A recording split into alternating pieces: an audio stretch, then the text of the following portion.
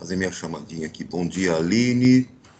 Bom dia, Amanda, Bárbara, Bruno, Caio, Camila, Carlos, Danilo, Davi, Gabriel Koji, Giovanni, Gustavo, Miyamoto, Isabela Carvalho, Isabela Gil, Isadora Almeida, Júlia Santos, Luísa, Marcele, Matheus Cali, Matheus Rodrigues, Maísa, Mel, Rafaela Santiago, Thaisa Chaves, Yasmin Moraes. Tudo bem com vocês? Gente, bom dia, tudo.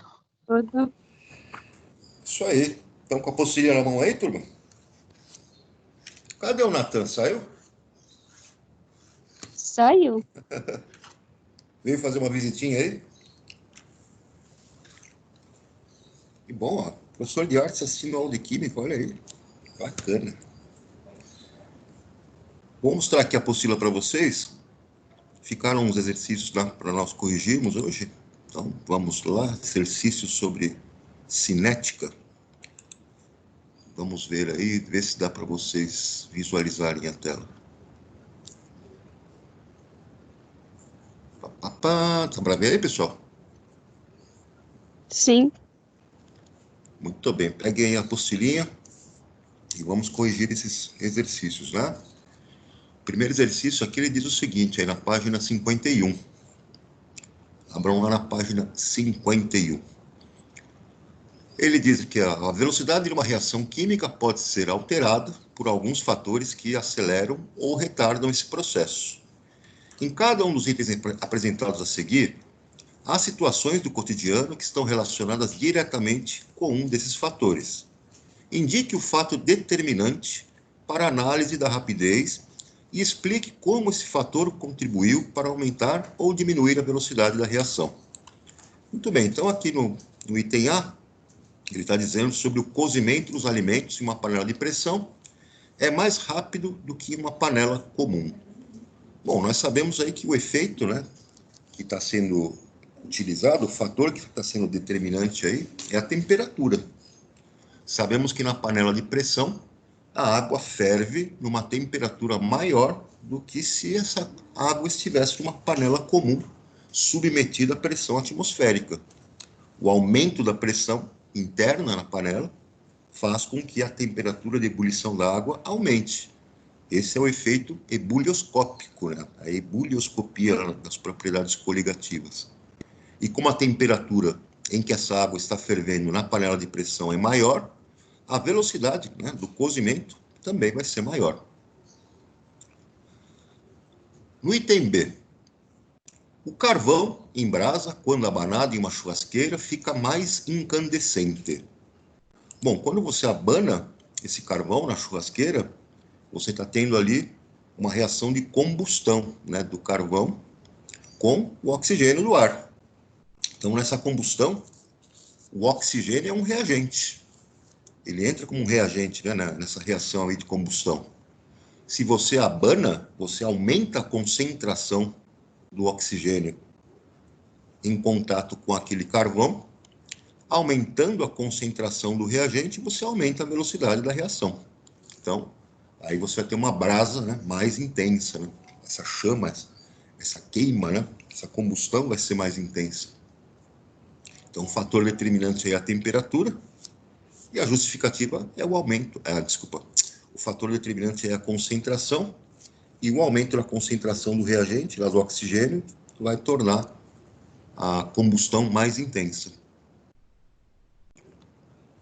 Lá em cima, no item C, ele fala aqui que tem um pedaço de palha de aço em cima da pia, enferrujando, né, mais rapidamente do que um prego, nas mesmas condições e com a mesma massa. Então, eu estou observando aqui que, no caso da palha de aço, eu tenho uma maior superfície de contato. Essa superfície de contato maior permite, então, que a reação, né, de oxidação desse ferro, né, que compõe aí o aço, aconteça de maneira mais rápida. Há uma maior superfície de contato desse ferro, da palha de aço, com o oxigênio do ar e com a umidade, com a água que está presente no ar. Isso, então, propicia a reação de oxidação do ferro, que é o processo de enferrujamento. Então, o fator determinante para isso é a superfície de contato, né? Então, como a palha de aço tem maior superfície de contato, ela vai enferrujar mais rapidamente do que o prego. Tudo bem, pessoal? Sim. No exercício 2, ele fala que duas reações químicas foram realizadas em condições diferentes de temperatura e de estado de agregação das substâncias, conforme descrito a seguir. Então, ele tem uma reação 1, onde o monóxido de carbono gasoso reage com o dióxido de nitrogênio gasoso para formar gás carbônico e formar monóxido de nitrogênio. Então, no experimento 1, ele fez essa reação numa temperatura igual a 25 graus Celsius.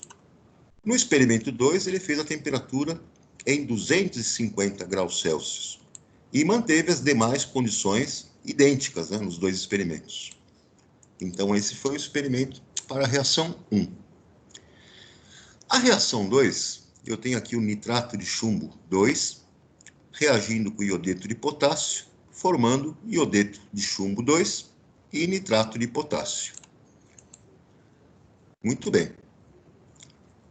O experimento 3, ele pegou os dois reagentes, né, e utilizou na forma de pó. Experimento 4. Os dois reagentes foram utilizados em solução aquosa. As demais condições são idênticas nos dois experimentos. Muito bem, aí ele pergunta aqui embaixo, comparando-se as velocidades de reação em cada par de experimentos, velocidade 1 com velocidade 2 e velocidade do 3 com a velocidade do 4, é correto afirmar o quê? Bom, então vamos analisar, né? No experimento 1 e no experimento 2, com relação à reação 1. Como a temperatura é maior, no experimento 2, com relação ao experimento 1, espera-se que a velocidade da reação, né, no experimento 2, V2, seja maior do que V1. Isso por causa da maior temperatura. Então, já sabemos que V2 é maior do que V1. Com relação ao experimento 3 e 4, onde se utilizou o nitrato de chumbo 2, que é um sólido, é um sal, iodeto de potássio é um sal também, o que é que acontece? No primeiro, no experimento 3, né, ele utilizou os reagentes na forma de pó. E no experimento 4, ele dissolveu esses sais, né, numa solução aquosa. Quando ele dissolveu os sais na água, preparou uma solução aquosa, ele aumentou a superfície de contato. Porque aí eu separei, né, cátions e ânions, eu fiz a quebra daquele retículo cristalino iônico, e eu tenho, então, os meus reagentes numa condição de ter maior superfície de contato. Então, espera-se que a velocidade no experimento 4 seja maior do que no experimento 3. Isso porque eu aumentei a superfície de contato. Procurando as nossas alternativas, chegamos aqui na alternativa C, velocidade no experimento 2 maior do que a velocidade no experimento 1, e a velocidade no experimento 4 maior do que a velocidade no experimento 3. Tudo bem, pessoal? Sim, Posso ir adiante aqui? pode. Aqui eu tenho o exercício 3, aí na página 52, vamos ver o que ele pede para fazer. Em relação à influência da temperatura sobre a velocidade de reação, pode-se afirmar que, com o aumento da temperatura, o que acontece aqui? Aumentou a temperatura, maior velocidade da reação, né? E não depende da reação ser endotérmica ou exotérmica. É independente. Nós vamos aprender melhor esse conceito lá na frente, quando entrarmos no assunto do equilíbrio químico. Mas o aumento de temperatura sempre vai fazer com que a velocidade da reação aumente. Por que vai acontecer isso? Porque aquela constante cinética, aquele K da lei da velocidade, ele é afetado pelo aumento da temperatura. o valor numérico dele aumenta à medida que você aumenta a temperatura. Então, a resposta correta aqui está no item A. Se você aumentar a temperatura, vai ter maior velocidade da reação, independentemente dela ser endotérmica ou exotérmica. Tudo bem, pessoal? Sim. O exercício 4 diz o seguinte: o gráfico representa a reação genérica. Reagente A mais reagente B, formando o produto C e o produto D. Então, ele mostra para nós aqui o reagente, né, os reagentes A e B, aqui no nosso gráfico. É um gráfico de energia, né, entalpia, aqui no eixo vertical das ordenadas, e no eixo horizontal o caminho da reação. Os reagentes A e B partiram de um nível energético, de um nível de entalpia de 20 kJ. Aí você teve aqui a curva que representa as energias de ativação. Essas energias de ativação, então, são as barreiras energéticas que são necessárias de serem superadas para que se forme o complexo ativado e aí você tenha o processamento da reação. Então, tem uma energia de ativação de um nível 2, de 240 kJ, e tem uma energia de ativação do nível 1, aqui em 120 kJ. Ele pergunta, né, com os conhecimentos adquiridos sobre a cinética química, responda as questões. Então, vamos lá. Qual das curvas se refere à reação não catalisada? Então, a reação não catalisada será aquela onde eu tenho a maior energia de ativação. Eu tenho a maior barreira energética, porque eu sei que o catalisador diminui a energia de ativação da reação, fazendo com que ela se processe mais rapidamente. Então, eu percebo que é a reação 2 que está não catalisada, está mais lenta.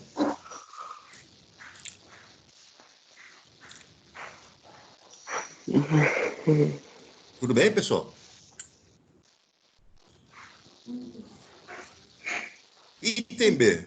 Qual é a função do catalisador nesse processo? Como nós dissemos, né? O catalisador ele vai aumentar a velocidade da reação porque ele provoca uma diminuição na energia de ativação. Ele oferece um caminho que representa um atalho em termos energéticos. Esse atalho é um caminho mais curto, de menor energia de ativação. Então, a reação vai se processar de maneira mais rápida. O catalisador vai diminuir a energia de ativação. No item C, determine a energia de ativação para a reação catalisada e não catalisada. Ó, pessoal, eu tenho que ver então qual que é, né, o valor energético lá da energia de ativação. Como que eu faço aqui para calcular? Eu vou pegar sempre, né, de onde partiu, dos reagentes, o nível energético dos reagentes e vou ver onde que atingiu o pico do nosso obstáculo energético. Então, para a reação 1, eu tenho o nível inicial aqui de 20, e aí ele atingiu aqui um nível de 120. Então, o tamanho da minha energia de ativação, que é a distância entre o nível inicial de energia até o pico, corresponde a 120 menos 20. Portanto, 100 kJ. E na reação 2, a energia de ativação vai ter que grandeza, que valor? Partiu de 20, vai subir e atingir aqui 240. Portanto, eu vou fazer 240 menos 20. Portanto, 220 kJ. Está aqui o nosso cálculo. Então, energia de ativação com o catalisador. Então, eu tenho aqui o valor de 120 menos 20. É o tamanho daquele pico com relação ao nível de energia dos reagentes, 100 kJ. E lá, a energia de ativação sem o catalisador. Então, eu tenho aqui 240 menos 20, portanto, 220 kJ. Tudo bem aqui, pessoal? Sim. Posso ir adiante? Pode.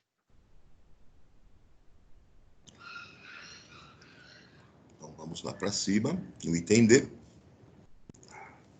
Determine a energia do complexo ativado com e sem o catalisador.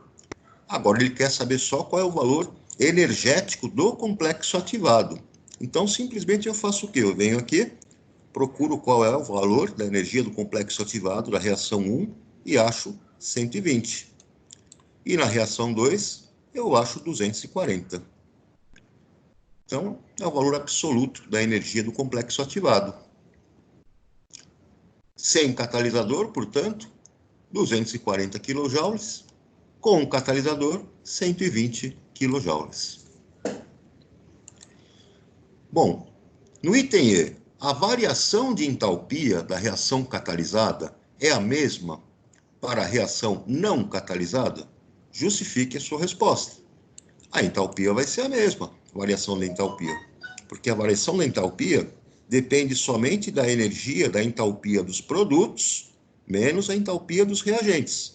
Não importa o caminho energético que você percorreu. Não importa se a reação foi catalisada ou não.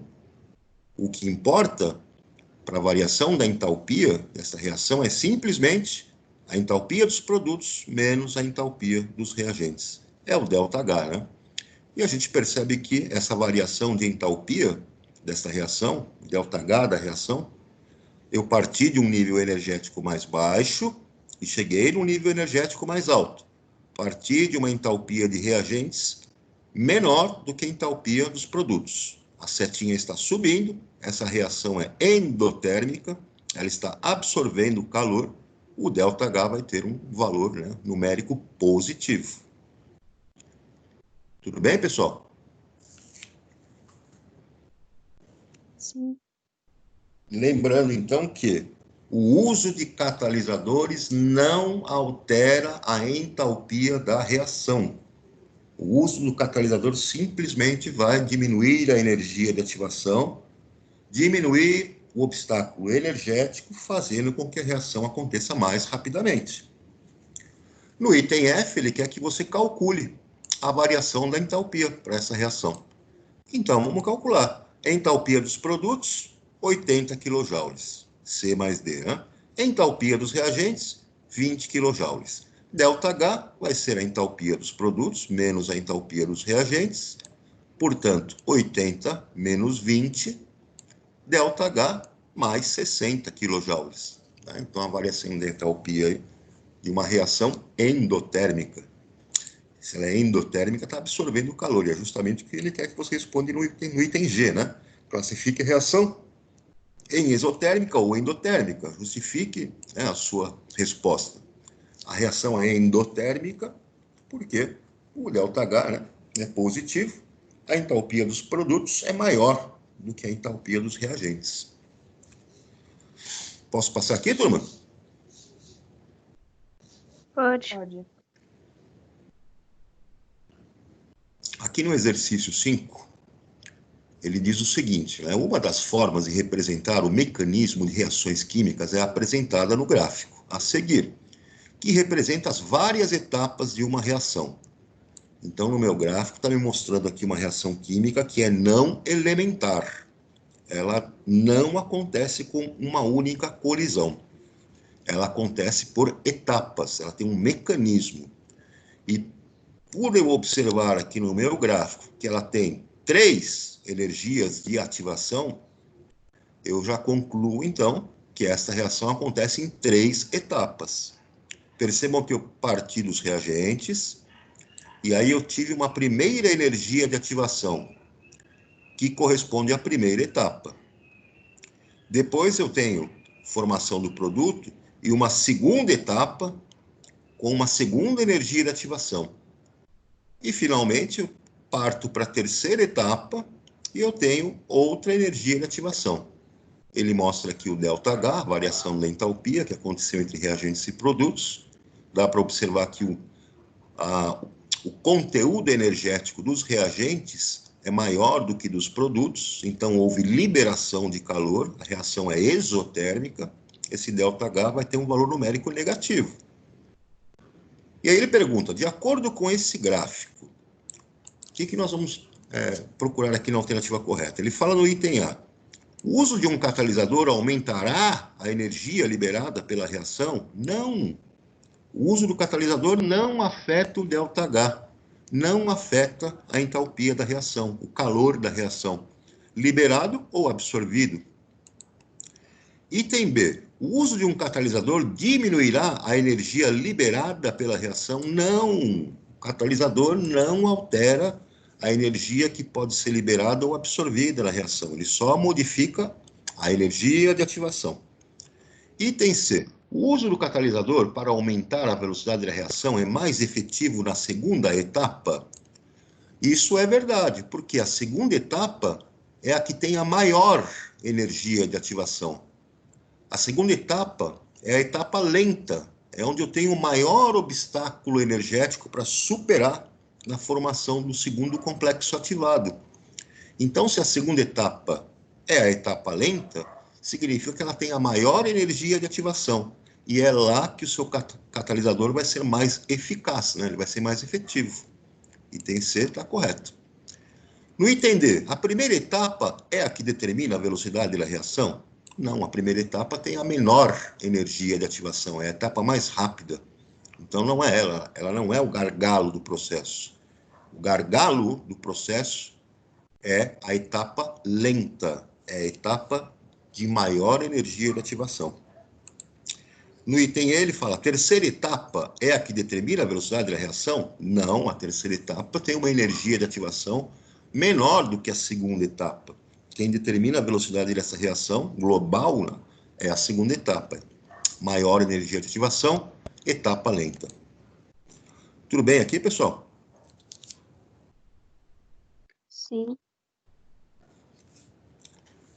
Posso avançar? Pode. Vamos lá, pessoal. Página 53. A água oxigenada pode ser decomposta em condições ambiente por ação de catalisadores, como, por exemplo, o óxido de cobre 2, um sólido preto de elevado ponto de fusão. Em um tubo de ensaio que contém água oxigenada e o óxido de cobre 2, ao final da reação de decomposição, observa-se um sólido. E aí ele pergunta, esse sólido é marrom avermelhado e uma solução incolor? Bom, a água oxigenada é uma solução incolor, de fato, né? Mas se o óxido de cobre ele é um sólido preto e ele é um catalisador, ele não será afetado na reação. Ele não participará da reação como um reagente. Ele simplesmente vai oferecer um caminho energético melhor, de menor energia de ativação. Então, as características dessa substância não mudam. Ele vai continuar preto, não pode ficar marrom avermelhado. Então, está fora. No item B, o sólido continua preto e a solução vai ficar azul. Ora, se a água oxigenada se decompor, ela vai formar água e gás oxigênio. Água e gás oxigênio não tem cor azul. Então está fora. Item C. Azul claro em uma solução incolor. Vai mudar a coloração do óxido de cobre, do catalisador? Não vai mudar a coloração dele, vai continuar preto. Item D. Ele continua preto e a solução vai ficar incolor. Verdade, é o que se espera que aconteça, né? No item E não vai ficar nada marrom avermelhado e solução preta, nada a ver isso aqui. Então, alternativa D. Tudo bem, pessoal? Sim.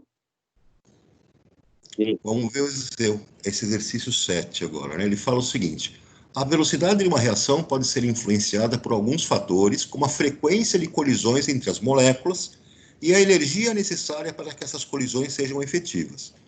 Na tentativa de estudar a influência desses fatores sobre a velocidade da reação do mármore, rico em carbonato de cálcio, com o ácido clorídrico, HCl, um químico realizou 5 experimentos relacionando a massa e a forma do carbonato, a concentração do HCl e a temperatura do experimento. O quadro abaixo mostra um resumo das condições experimentais estabelecidas para cada um dos experimentos. Então, ele fez aqui 5 experimentos. esses 5 experimentos ele fez variar a forma do carbonato de cálcio, CaCO3, a concentração do ácido que ele fez a reação e a temperatura do experimento. Então, no experimento A, B, C, D e E, vejam que ele usou a mesma massa de carbonato de cálcio, 5 gramas. O formato, né? No experimento A, ele usou em pedaço, um pedaço de carbonato. A concentração do ácido que ele usou no primeiro experimento, 0,1 mol por litro. E a temperatura desse experimento, 25 graus Celsius. No segundo experimento, ele manteve o pedaço, né, do carbonato, manteve a concentração do ácido em 0,1 mol por litro e dobrou a temperatura, passou para 50 graus Celsius. Opa, então a velocidade da reação no experimento B deve ser maior do que no experimento A. Por quê? Porque a temperatura aumentou, teve maior temperatura. No experimento C, ele resolveu colocar o carbonato em pó e manteve a concentração do ácido em 0,1 e a temperatura em 25. Opa, ele está aumentando a superfície de contato aqui. Quando ele aumenta a superfície de contato, se eu comparar o experimento C com o experimento A, o experimento C vai ser mais rápido a velocidade, porque eu aumentei a superfície de contato do reagente. No experimento dele, colocou o carbonato num pedaço, ele dobrou a concentração do HCl e manteve a temperatura em 25 graus Celsius. Bom, se ele dobrou a concentração de um reagente, ele vai aumentar a velocidade da reação. Então, o efeito que vai estar sendo analisado aqui é aumento da concentração. E no experimento E, ele colocou o carbonato em pó, aumentou a superfície de contato, manteve a concentração em 0,1 mol por litro do HCl e aumentou a temperatura para 50 graus Celsius. Então, temos que identificar aqui em qual dos experimentos teremos, né, maior aumento da velocidade. O que acontece, pessoal? O experimento E, ele fez aqui 2 modificações importantes, se nós compararmos aqui, por exemplo, com o experimento B. E se nós compararmos também com o experimento D. As 2 modificações importantes que ele fez foi o aumento da superfície de contato do reagente carbonato e o aumento da temperatura. Ele dobrou a temperatura. Apesar de ele ter mantido uma concentração de HCl em 0,1 mol por litro, ele fez 2 modificações importantes nas condições onde ele tinha trabalhado com relação ao experimento A. Então, nós esperamos que a velocidade, né, no experimento E vai ser maior. Ele teve 2 modificações importantes nas condições: aumento da temperatura e maior superfície de contato entre os reagentes. Tudo bem aqui, pessoal? Sim. Podemos ir adiante? Pode. Então vamos lá para o exercício 8. Ele diz o seguinte: a cinética química estuda a velocidade de uma reação química. Quanto aos fatores que alteram essa velocidade, assinale a alternativa correta. Então, no item A, quanto mais pulverizados estão os reagentes sólidos, menor é a velocidade das reações? Não, é o contrário, maior é a velocidade das reações. Se eles estão mais pulverizados, você está aumentando a superfície de contato. No item B, a diminuição da concentração dos reagentes provoca o aumento da velocidade da reação por possibilitar maior superfície de contato entre os mesmos? Se você diminui a concentração, você vai diminuir a velocidade da reação e não aumentar essa velocidade. Se você diminuir a concentração, diminui a velocidade de reação. Ao contrário. No caso de reações com pelo menos um reagente gasoso, a diminuição da pressão aumenta, né, acarreta um aumento na velocidade da reação? Não, é o contrário. Os reagentes gasosos, se você aumentar a pressão, você vai aumentar a velocidade da reação, porque você vai aumentar a frequência de colisões entre as moléculas do gás, do reagente.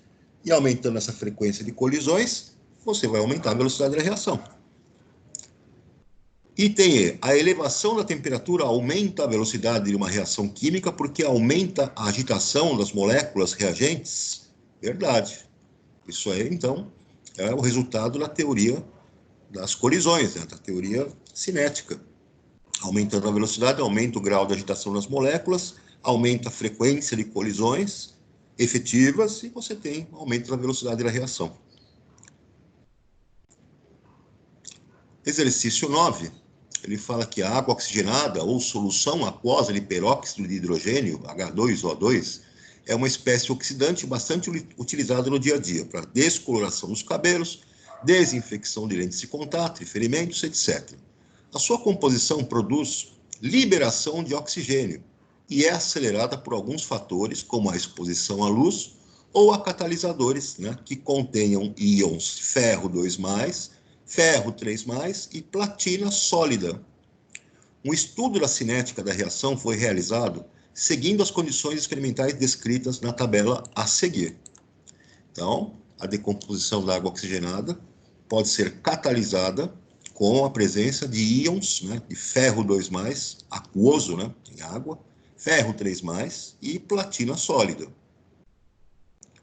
Vamos ver a tabelinha aqui, o que aconteceu nessa tabela. Opa, desculpa aqui. Então, a tabela tem o tempo do experimento, tem a temperatura em que ele aconteceu e o uso do catalisador. No experimento 1, teve um tempo 1, temperatura de 20 graus Celsius, não usou o catalisador. Experimento 2, teve um tempo 2, aumentou a temperatura para 25 graus Celsius, não usou catalisador. Experimento 3, a temperatura aumentou para 35 graus Celsius e usou o catalisador. E no experimento 4, a temperatura foi mantida em 35 graus Celsius e não usou o catalisador.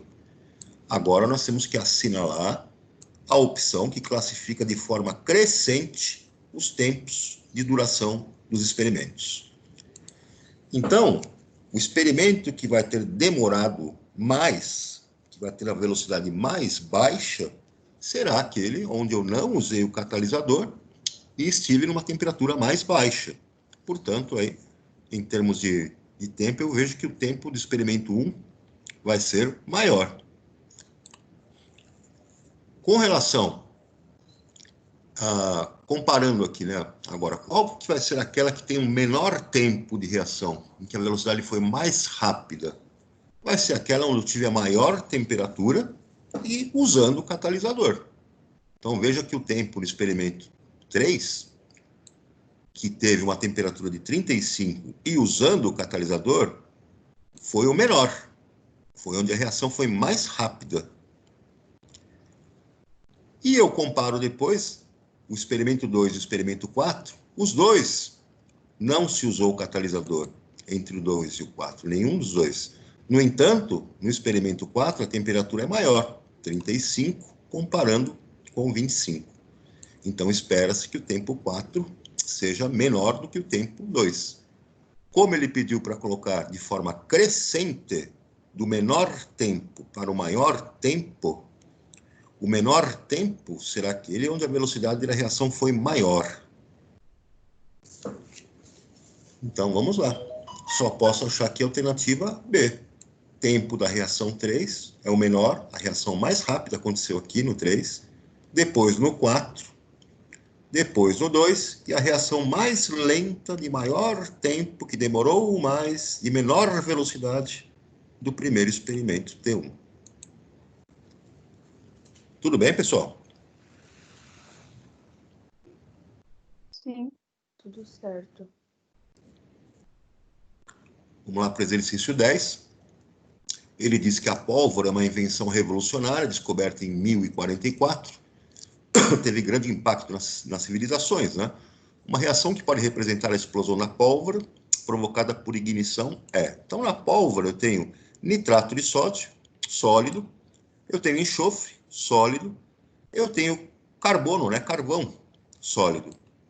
Essa reação, então, vai produzir sulfeto de sódio, que é um sólido, é aquela cinza que sobra, né? Depois que você queima a pólvora. Libera-se gás, nitrogênio, N2, e libera-se gás carbônico, CO2, numa proporção aqui de 1 mol de N2 com 3 mol de CO2, então são 4 mol de gases que são liberados de maneira rápida, de maneira violenta. Então, esse é um efeito explosivo, né? Assinale verdadeiro ou falso, né, para cada afirmativa que aparece aí. Então, primeiro item aqui, o fornecimento de calor acelera a reação? Verdade. Sempre que você fornecer o calor aí, você vai estar aumentando a temperatura. Aumentando a temperatura, você vai aumentar a velocidade da reação. Então, aí, a ignição que acontece na explosão, na pólvora, é provocada por uma faísca, por alguma fonte de calor, né, de energia, que faz com que essa reação seja acelerada. Os reagentes nitrato de sódio e enxofre são consumidos com a mesma velocidade? Olha, pessoal, isso não é verdade, porque eu tenho 2 mol de nitrato de sódio para 1 mol de enxofre. Então, a proporção estequiométrica entre eles é diferente. Se a proporção estequiométrica entre eles é diferente, cada um desses reagentes vai ter uma velocidade de consumo diferente, o que não é a velocidade média da reação. A velocidade média da reação eu obtenho pegando a velocidade de cada um dos componentes e dividindo pelo coeficiente estequiométrico. Eu vou obter o mesmo valor para todos, mas a velocidade de cada um vai depender aí da sua proporção em que ele aparece na reação. Então, é falso. Terceira afirmação aqui, quanto mais pulverizados estiverem os reagentes, mais rápida será a reação. É verdade. Você vai aumentar a superfície de contato entre esses dois reagentes sólidos, né? Vai pulverizá-los e você vai aumentar a velocidade da reação. A presença de um catalisador não influencia a velocidade dessa reação? É falso, pessoal. A presença de um catalisador vai influenciar a velocidade de qualquer reação onde ele tenha eficácia, né? Onde ele consiga fazer o papel de catalisador. Então, catalisadores vão influenciar sim, vão aumentar a velocidade da reação, fazendo com que a energia de ativação diminua. Exercício 11, aqui do ITA, né? Considere o seguinte mecanismo de reação genérica. Então, está aqui, ó.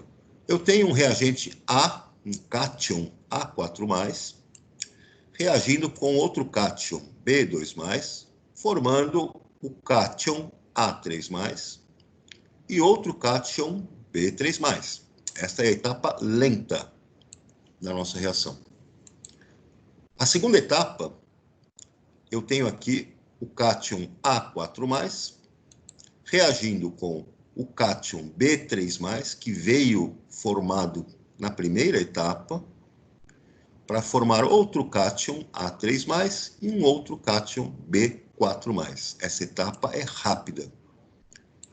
A terceira etapa do mecanismo, um reagente C+, vai reagir com o cátion B4+, que veio da segunda etapa, e vai formar um cátion C3+, e outro cátion B2+. Também é uma etapa rápida.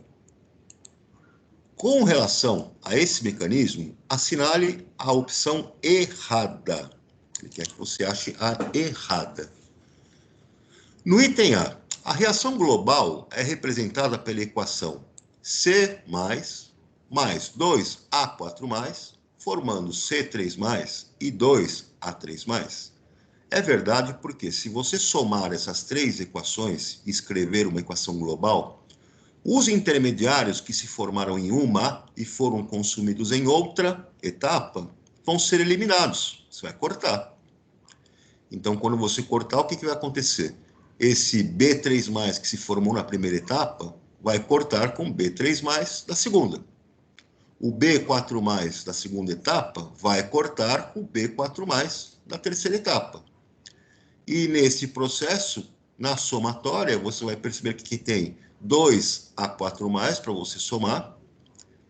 Você tem aqui um C+, que vai sobrar aqui para você somar, do lado dos reagentes.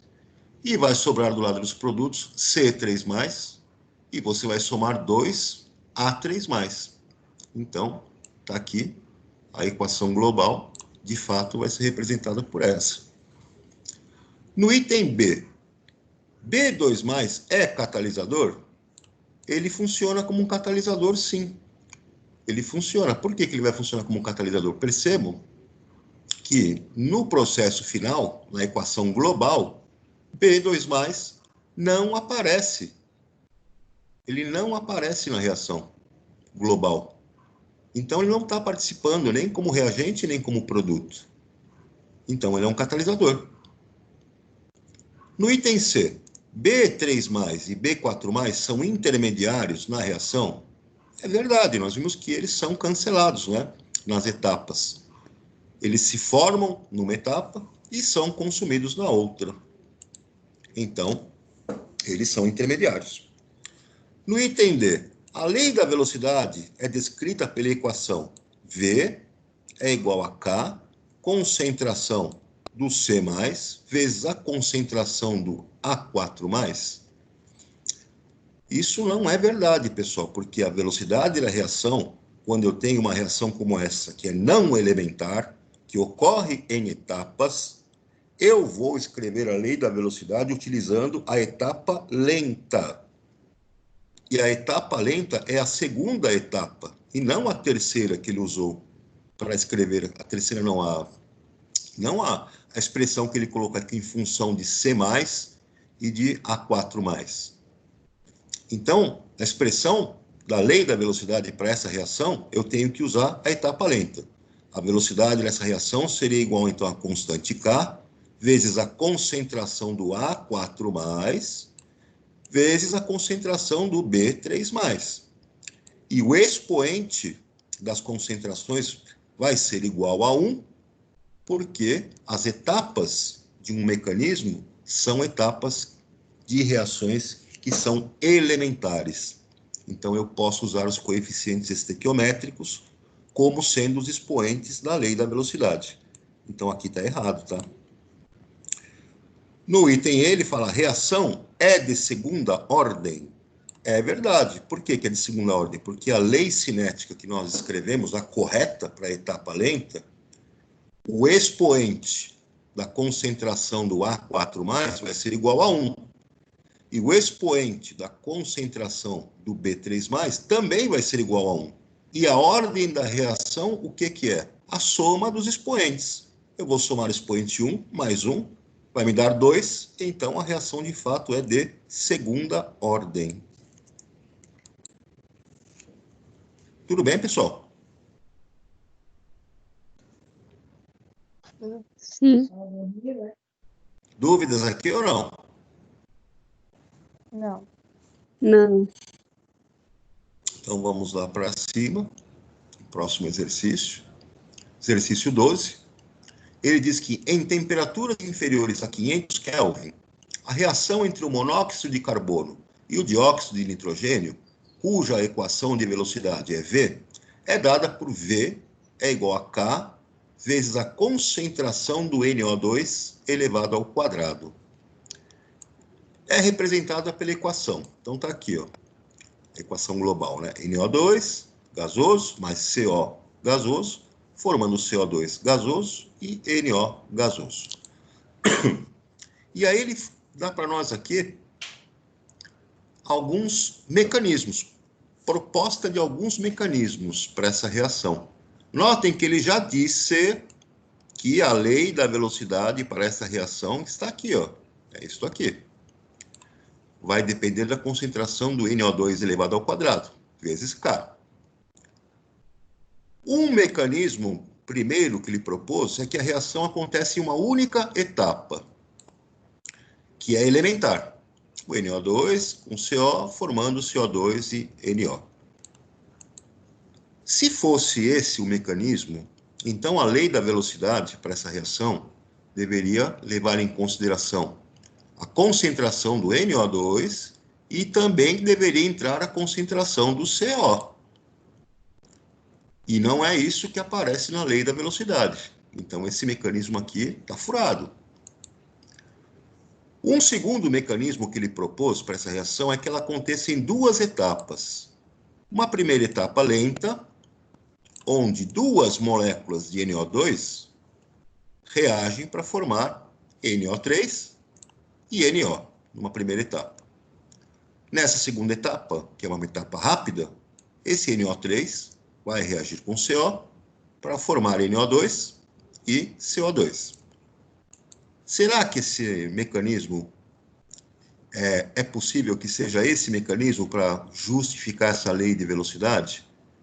É possível, porque se ela acontece em duas etapas, ela tem a etapa lenta como sendo a etapa determinante. E eu escrevo a lei da velocidade utilizando os reagentes da etapa lenta.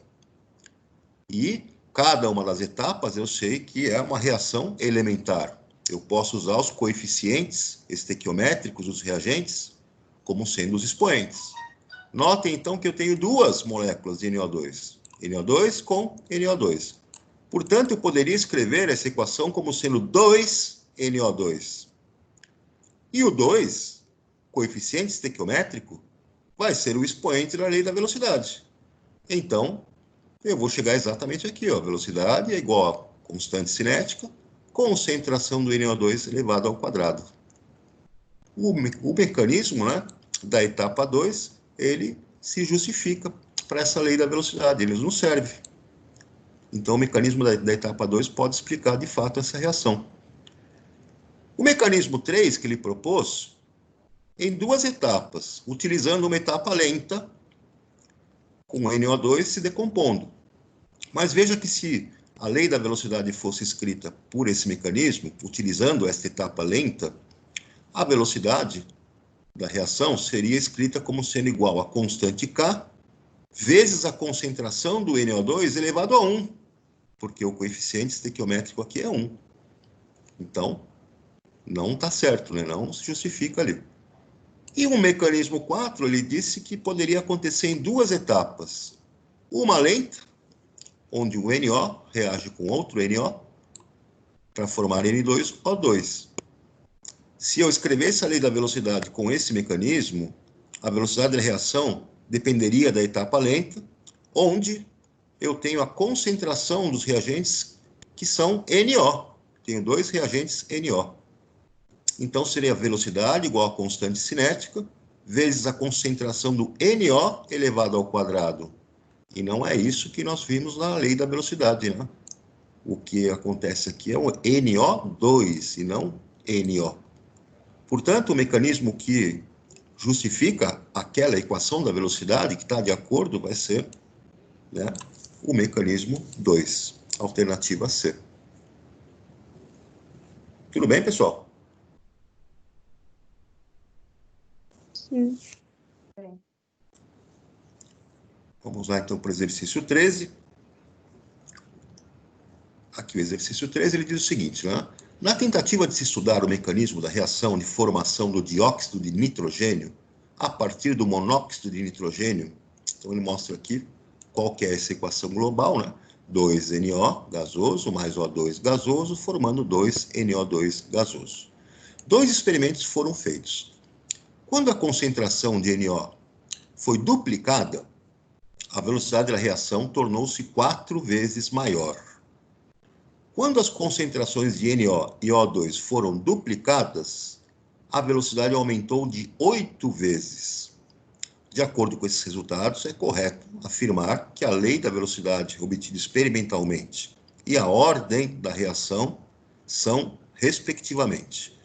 Bom, ele escreveu a lei da velocidade dessa reação a partir de um mecanismo onde a velocidade da reação vai ser igual a uma constante cinética, a concentração de NO elevado a um expoente e a concentração do O2 elevado a um outro expoente. E o que ele examinou? Ele percebeu o seguinte: quando ele dobrou, ou seja, a concentração de NO foi duplicada, dobrada, a velocidade da reação tornou-se 4 vezes maior. Se ele dobra uma concentração e a velocidade quadruplica, então significa que meu expoente ali está ao quadrado. É segunda ordem. Se eu dobro uma coisa e o valor da velocidade quadruplica, se eu dobro a concentração de uma espécie e a velocidade quadruplica, quer dizer, então, que eu estou trabalhando com expoente 2, ordem 2. Então, o expoente, na lei da velocidade para o NO, deve ser 2, deve ser ao quadrado. Depois, o que ele fez? Quando as concentrações de NO e O2 foram duplicadas, ele duplicou as duas, a velocidade aumentou de 8 vezes. Então, espera-se que quando ele duplique a concentração do NO, a velocidade aumenta em 4 vezes. E como ele dobrou a concentração do O2, o outro reagente, para que você tenha 8, né, você precisa ter um número multiplicando esse 4. Esse número só pode ser o quê? Só pode ser 2. Então, se dobrou a velocidade, se dobrou a concentração do O2 e a velocidade também dobrou com isso, o expoente só pode ser 1 para o O2. A ordem para o O2 tem que ser 1, primeira ordem. Então, a lei da velocidade para essa reação vai ser igual a velocidade, é igual a constante cinética, vezes a concentração do NO ao quadrado, vezes a concentração do O2 elevado a 1. E a ordem global, a ordem total, é a soma dos expoentes da concentração de cada espécie química, 2 mais 1, ordem total, portanto, igual a 3. Tudo bem aqui, pessoal? Sim. Alguma dúvida até agora? Não. Não. Muito bem. Turma, vocês têm exercícios lá do caderno de atividades para fazer, tá? Então, vão fazendo esses exercícios lá do caderno de atividades, que na próxima aula nós vamos voltar aí para corrigir. Que página, professor, Ah. do caderno de atividades? Pode fazer todas. Que página? Todas. Tá bom, Tem a- obrigado. Tem a parte de termoquímica e tem a parte de cinética também. Tem bastante divertimento aí. O senhor vai corrigir na próxima aula? Vou começar na próxima aula. Já vão Tá. fazer na hora do estudo aí também, desse capítulo de cinética, tá? Tá. Galera, um abraço para vocês, tudo de bom, fiquem com Deus e abraço, até o professor. nosso próximo Bom dia. episódio. Até, Tchau, tchau. Jota. Até, Tchau. tchau. Até mais. Bom dia. Bom dia. Falou. Até já. Até mais.